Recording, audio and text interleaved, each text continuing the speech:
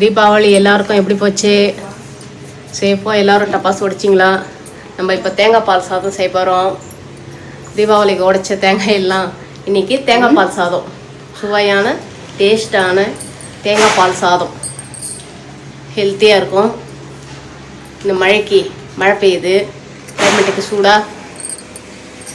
Hi, வாங்க செய்யலாம். எண்ணெய் நல்லா காஞ்சிச்சு. காஞ்ச உடனே நல்லா வெங்காயம் நீல வாக்கில் நல்லா கட் பண்ணி எடுத்து வச்ச வெங்காயத்தை ஊற்றி நல்லா வதக்கணும்.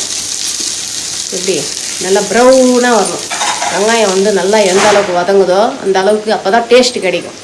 வெங்காயத்தை கூட எல்லாத்தையுமே பச்சை மிளகா, பட்டை, லவங்கம், கிராம்பு, சோம்பு எல்லாமே எல்லாத்தையும் போட்டு நல்லா ஒரு கலக்கி தக்காளி நீல வாக்கில் அரிஞ்சு வச்சுருக்கிறோம். ஸ்பெஷல் ஐட்டம் வடை. இன்னைக்கு தக்காளி போட்டு நல்லா வதங்கிட்ட புதினா தலை,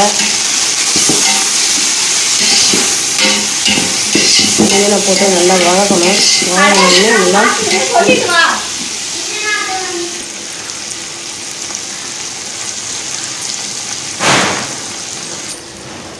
தயிர் போட்டு நல்லா கலக்கி எல்லாத்தையும் மிக்ஸ் பண்ணி அடி பிடிக்காமல் எல்லாத்தையும் இது பண்ணோன்னு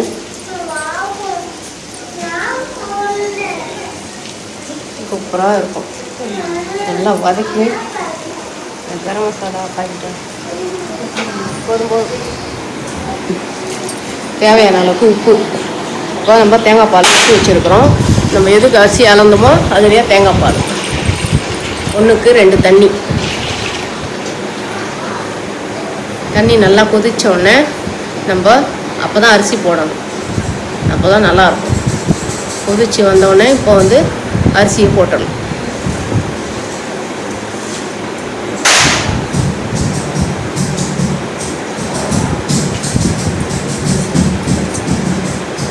அரிசி போட்டுட்டு நல்லா ஒரு கலக்கி பார்த்துட்டு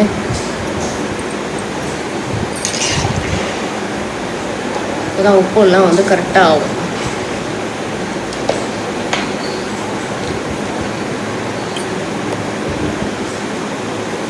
பாருங்கள், சூப்பராக தேங்காய் பால் சாதம் ரெடி ஆகிடுச்சு. இதுக்கு நடுவில் கொத்தமல்லியை தூவி ஒரு கலக்கி தட்டு போட்டு மூடி வச்சுக்கணும்.